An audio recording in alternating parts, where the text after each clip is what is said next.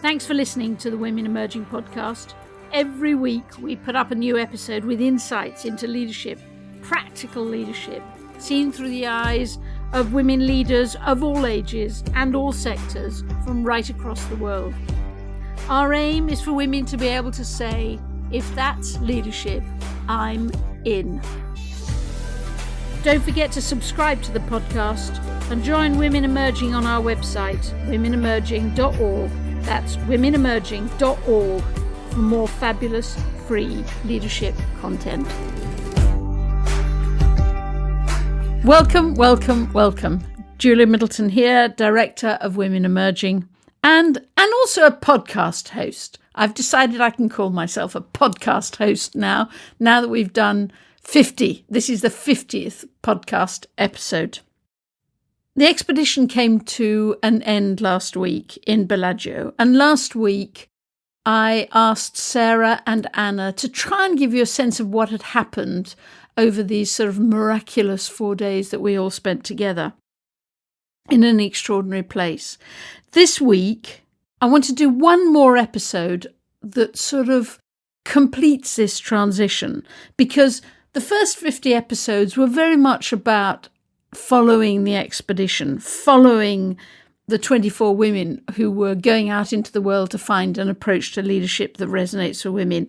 And I think we're now transitioning to the next phase, where the next 50 episodes will be about what we learnt and what we know and what we can see in this approach to leadership that resonates with women, and to dig a well, W-E-L-L, in the middle of our village and our town or our city or whatever, wherever we are, a well that we as women leaders can meet around, a well that we can draw from, that we can replenish at, and also contribute to adding our stories and our insights about leadership. So in this transition from the first 50 episodes, no doubt, to the second 50 episodes, I just wanted to... So these two episodes, last week and this week, are about that transition. And this week's is sort of, why did we feel in Bellagio that we were doing something really very, very important? And the best way to illustrate the answer of that is to talk to Folawe. And talk to Folawe about her own journey as a leader and find out why she thinks that journey would have been easier, better, more satisfying, less cluttered if there had been a well available from which to draw from. Folawe, as we went through the 4 days in Bellagio, it became clearer and clearer and clearer, I think, to all of us, that this was important, and that though there was beautiful things going on between all of us and building of a group, there was also a serious piece of work going on, which was to produce an approach to leadership that resonates with women. And that was immensely motivating. I think we can sort of nearly see it, but I thought it would be really interesting if you would allow me, Folawe, to talk through, to illustrate why we think this approach is so important with you. If you talked us through the story, the journey of your leadership, and at what points would it have been helpful to have an approach to leadership that resonates with women? I think it would help a lot. Julia, I think it's important to mention something I said to someone when I left Bellagio, with all the women a few days ago. And I remember saying, if I had had an experience like this, or if I'd had, this sort of insight into my own leadership, or when I was about to start, whatever, leadership, is, I would have been less afraid. I would have been more confident. I would have been more authentic, And when I reflect on my leadership journey, I think as far back as my school days, and I think about when I was in secondary school, when I would literally run away from any leadership position. So talk about being a school prefect, and we had prefects, that would cut across like different areas. Talk about being like the class captain and those sort of like positions. Like I just had no interest whatsoever. And it wasn't that, now that I think about it and that I reflect on it, it wasn't that I would have been a bad leader or not being able to do it, but it just didn't feel like me. It didn't feel like me, Julia, because a lot of the examples of leadership that I'd seen just didn't look like what I could, how I could show up or what I could do. So it didn't match my personality, the examples of the people that I saw in those positions and how they showed up just didn't look like me at all. Where was the school? So this was across my school in Benin Republic. So I went to primary and secondary school. I started off in Nigeria, in Ogun State, and then relocated during the military regime to Benin Republic, where I then went to an international school of Benin. And it was after that I came to Nigeria and then went to an only girls school. And completed my secondary education in that school, Vivian Fowler Memorial College for Girls in Lagos State. Throughout, my journey of going to school, I had several opportunities to have, taken leadership positions, but I just refused to. I would literally hide.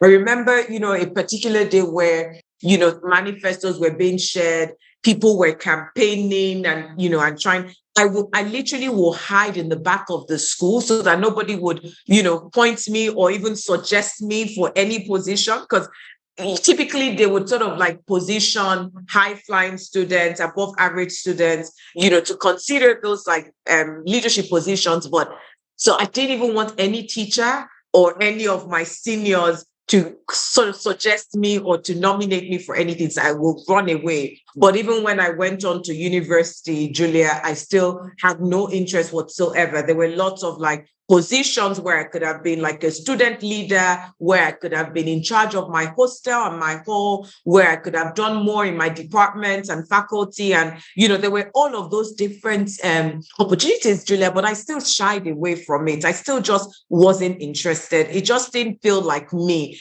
When I think about even till date, when people sort of like this, talk about leadership, or when people describe me as a leader, don't think I've ever described myself as a leader. Like I won't open my mouth and say, oh, I'm a leader and this is what I am doing, or this is how I'm being a leader. I think I'm simply a woman, and I'm a human being that is happiest and that feels most fulfilled when I leave places and situations and things better than I found it. I just want to play a role where I leave the world better than I found it and that I left it. So I sort of say that I'm an accidental leader, just given the journey that I've had. There's people who've said to me over the years that you can't make yourself a leader. You can't claim yourself to be a leader, but that you do have to accept it when all the people around you tell you that you are a leader.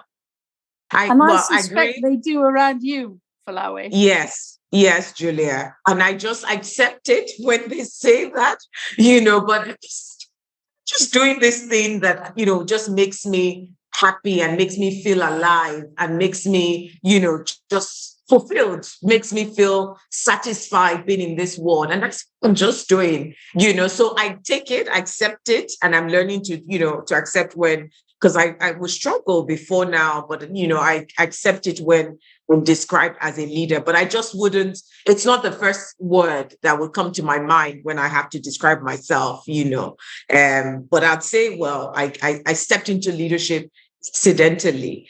When I think about it, it sort of was thrust into leadership. I started off my career working in a school.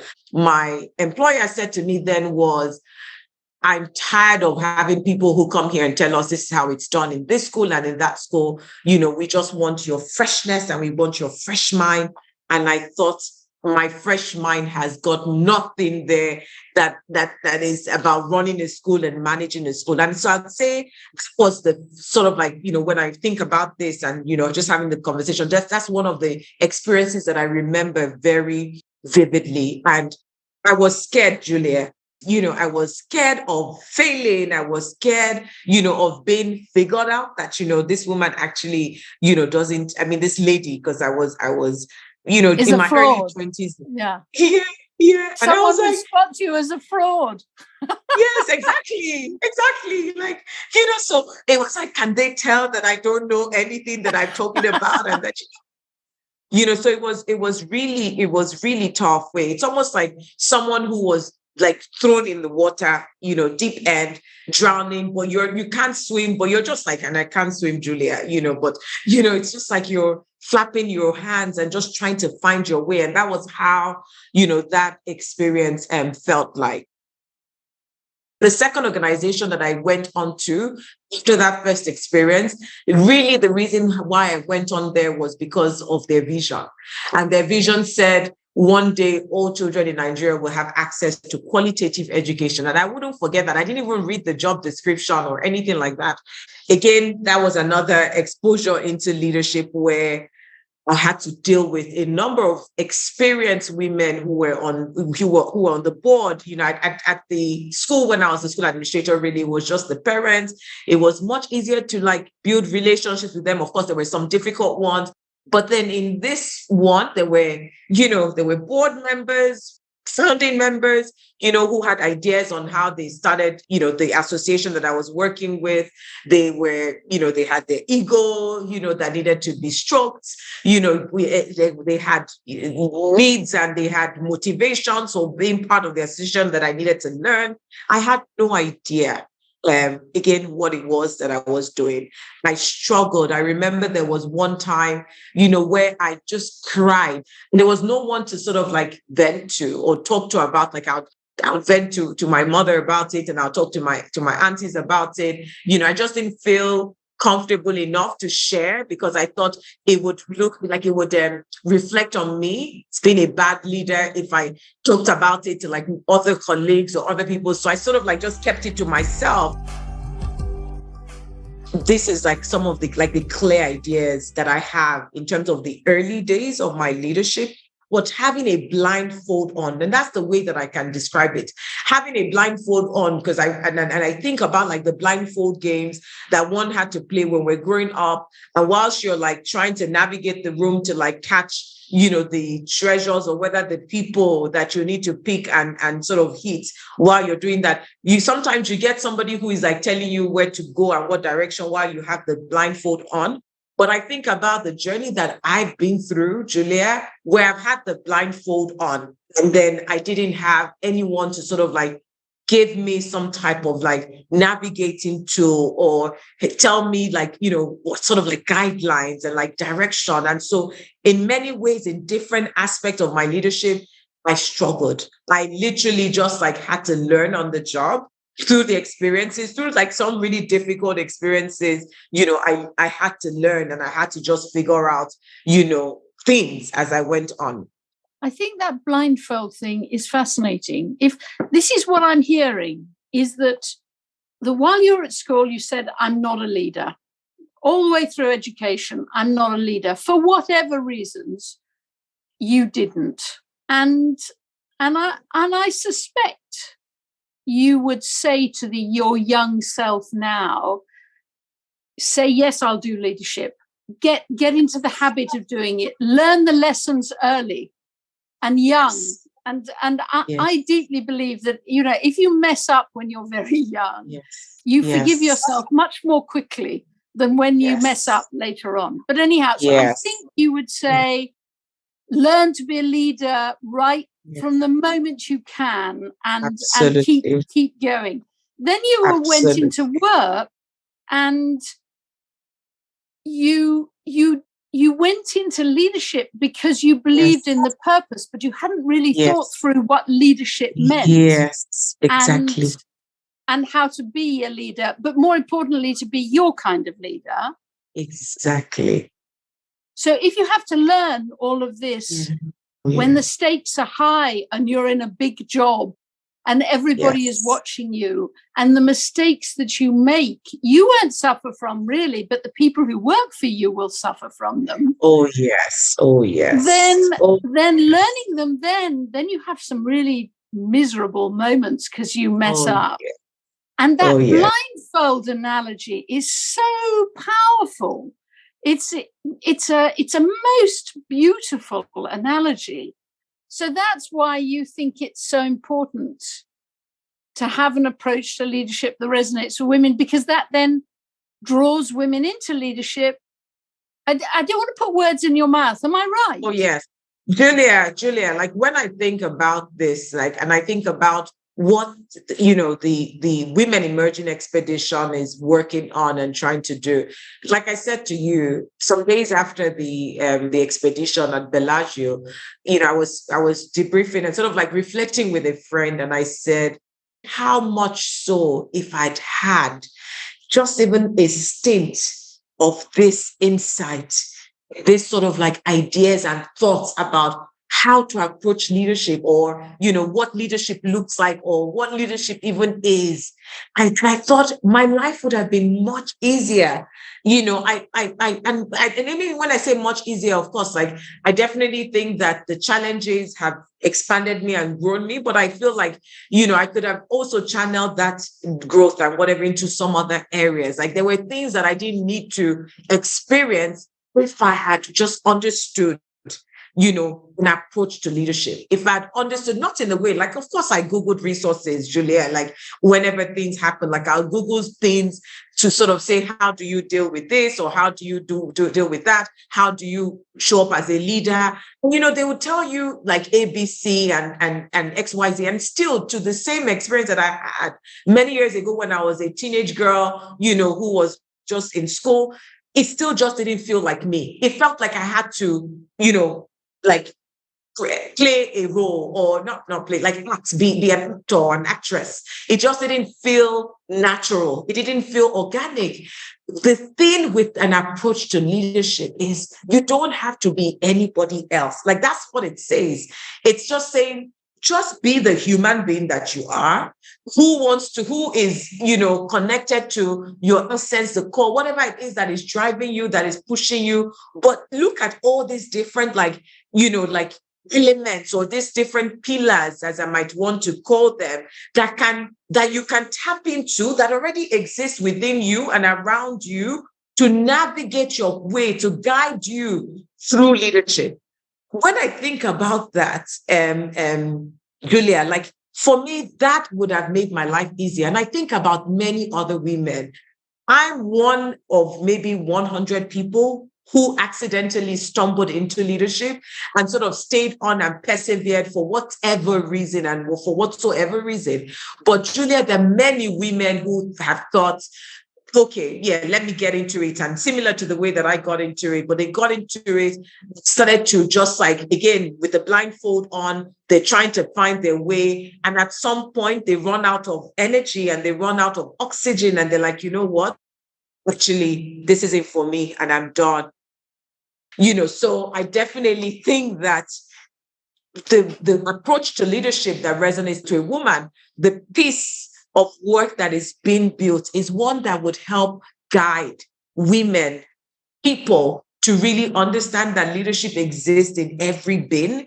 And literally, this is how you can nurture it. This is how you can live into it. This is how you can tap into it. And so I think that is what the expedition really has done for me. And I'm just hoping, that many women get a chance. And I can't wait for this, the whole piece to come together.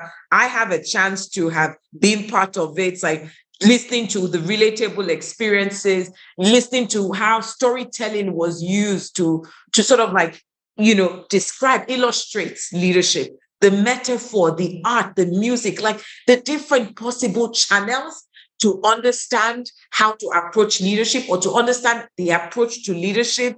Hang on, Folawe. Yeah. Are you saying you never went on any leadership courses at all during your career? So I went to, let me think about some of the, so if there was anything actually, Julia, I might have attended like a few programs, right? But then it's like these things would tell you things like, this is what you need to do. Like it was very prescriptive. Like, you need to be, when it comes to like dealing with people or managing people, like you need to, in being a leader, you need to be firm. You need to be this, you need to have all these different rules. Like you need to, like, it was all these different things around what to do in building relationships with external stakeholders. Like, this has to happen. Like it just didn't feel like something that I could do, because it would look like I was just pretending or acting. So I did attend like a few. I did get some coaching sessions, and to be honest, like the reason why I stopped doing that also was because it just didn't feel like it was meeting my needs. But something about how, like, the work that we're coming up with feels different. Is how it's using different channels, like it's using different ways to illustrate what leadership is. It's bringing in, like the use of art, creativity to sort of like, unravel like this mystery of leadership and what it is, in a way that even if you're in a village in Sokoto, in Nigeria, or in Ponu, or anywhere in the world, whether you're in a corporate, institution, or whether you're in a temple or whatever it is, it's something there's something relatable to how we are sort of like putting this work out there, Julia. And what it then makes me think about is, if I had an opportunity and a chance to have experienced anything like this, or to have a book, or to watch a film, or to hear a story where leadership was being sort of like introduced to me, where I was being sort of like, invited into leadership through any of those manners, I will be more confident about the chance, and I'll be more excited about the opportunity to go into leadership. I would say that, what, if this is what leadership is, count me in and I'm game. If I had a stint of that kind of experience or opportunity, Julia. So you would have taken the blindfold off? Oh, absolutely. Thank you so much, Folawe. The blindfold analogy is going to stick with me big time. So I promise now that we will stop talking about Bellagio. There is nothing more irritating, to be honest, I think, than hearing all the stories about a party that you weren't at. So please forgive me these 2 episodes, and I promise next week to move on. But I did just want to mark this transition. One of the things I've been thinking about is, why was the atmosphere so magical at Bellagio? I think that in itself has made me think a lot about leadership. You could say that this was the end of a Zoomed journey for over a year. We had been 24 women who talked to each other very, very regularly over 12 months. So maybe it was always going to be spectacular. Then again, it could have produced the opposite, I suppose, a clash, or even just a sort of rather miserable disappointment. But it didn't produce either of that. It produced the most glorious, I can't find the words, sense of completeness and joy and fulfillment, as well as working hard on a task. So where did all of that come from? I don't know. Do you know, some people have said about the podcast that I should introduce the speakers on the podcast and say what they do. And I just don't want to do that. And the truth is, we didn't do that on the expedition either. We didn't spend ages telling each other what our job titles were. We sort of legitimized each other's presence on the expedition by the quality of what we said, rather than the swankiness of our business cards.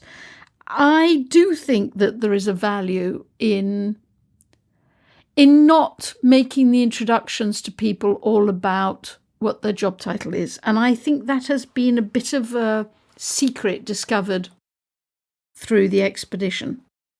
I think going back, I think that some of the joy came from the start, because we had chosen 24 women who hadn't already made their minds up and were curious and interested and wanted to find the solutions. They wanted to be challenged. They wanted to hear different voices. That produced a particular atmosphere and culture on the expedition. I think the other thing that's worth saying is that all 24 women, one of the conditions of being on the expedition is that they spoke more than one language.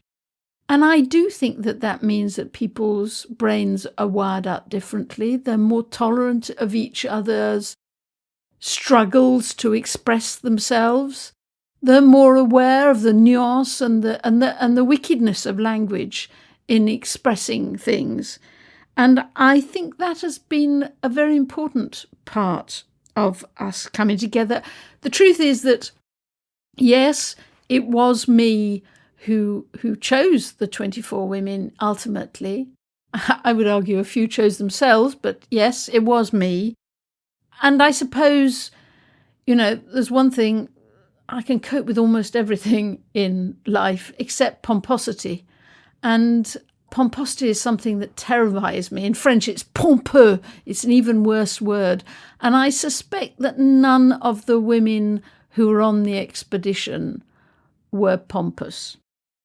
Right through the few days that we were together, the real world was out there and we were sharing it. One woman got a pretty bad diagnosis on her mother's health.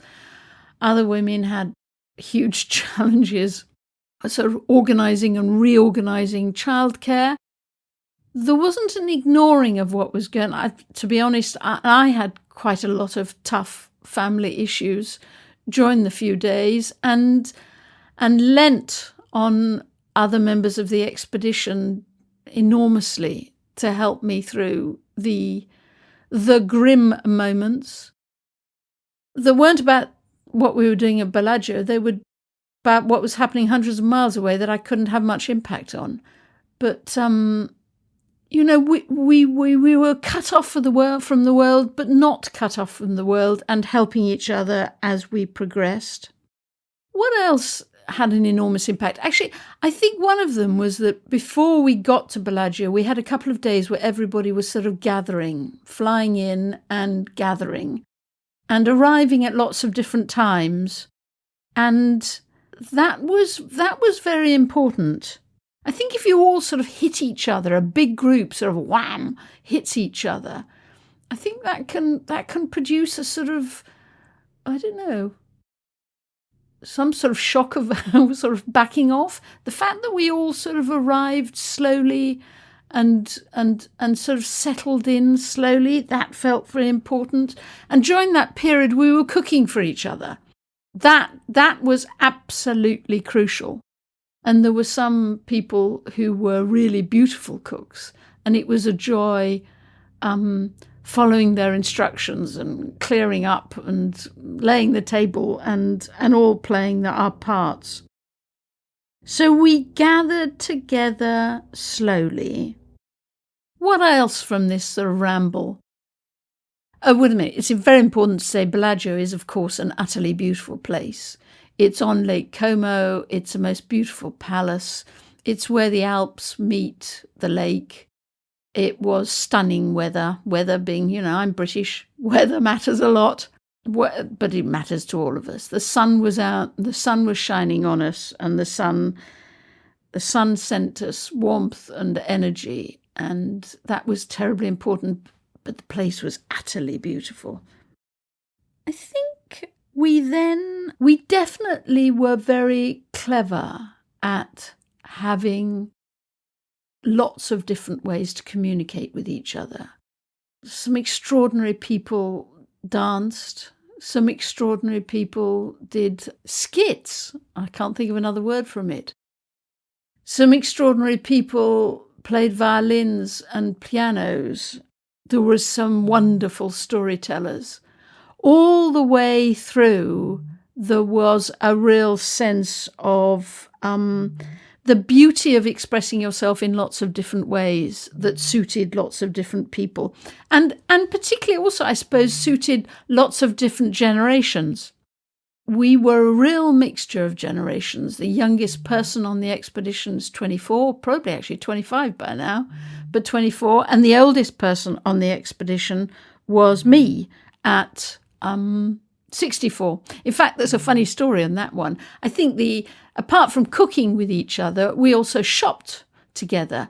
We went and brought the latest ingredients from the local supermarket in the days before we got to actual Bellagio. And then there was this wonderful sort of potions and lotions, beautiful shop just next to where we were staying with a lady called Francesca who ran it. And everybody was endlessly going in there and buying the latest potion or lotion or teas or salts or all kinds of different things. I wandered in there with some others on a particular day, and it was wonderful because somebody said to Francesca, what should we buy for Julia? And Francesca turned to me and said, we have a very good anti-aging cream. Then the look of horror came across her face and the hysterics from me. Everybody looked very uncomfortable. I thought it was terribly funny. But it was weird being the oldest person in a group. I've never experienced that before. And with that, of course, comes moments, I hope, of wisdom, but also moments of feeling irrelevant or past or actually quite frightened. So that was very interesting. The mixture of ages hugely helped us. There was no difference in wisdom across the ages. Every age had huge wisdom. There were some pretty tough moments when we got into real disagreements, which I am absolutely sure was part of the magic and the dynamic, even though they feel, even with hindsight, pretty tough. And then the last one I would add again is that we didn't have a tight plan. There weren't milestones and KPIs. We knew where we wanted to get to. One of the members of the expedition has written a lovely poem about all the different people. And she says to me that she remembers my focus. I was definitely focused all the time, that we had to achieve what we had come together to achieve, as well as enjoy being together and learn from each other. We had to produce an approach to leadership that resonates with women. So I was pretty focused, but not through milestones and a big plan. I know that caused a lot of difficulty for some women who would much prefer something tighter, but I would still say that the lack of a tight plan was part of the magic. Anyhow, Bellagio was dramatic. It produced a dramatic end to the expedition. It produced a really powerful transition to this next phase, this next set of 50 episodes of this podcast that will be about what this approach is, so that all of you can say, if that's leadership, I'm in. And it's worth remembering Folawe's words, isn't it? She said that if she had had this approach, she would have been less afraid, more confident, and found life much, much easier. And actually she used those words too, didn't she? I would have been able to challenge my energy into other areas if I had had this approach. She said this while her hands were playing with a piece of Play-Doh. Because at Bellagio we all had Play-Doh on our tables and made beautiful Play-Doh. It was lovely seeing Folawe had still got her piece of Play-Doh that she was playing with her hands. Anyhow, transition over. I won't carry on talking about a party that not everybody was at. Next week, we start the serious business of the next episodes, where we share the insights. Lots of love. To become part of our movement and share your thinking with us, subscribe to the podcast and join the Women Emerging group on our website at womenemerging.org. We love all of the messages you send us. Keep them coming.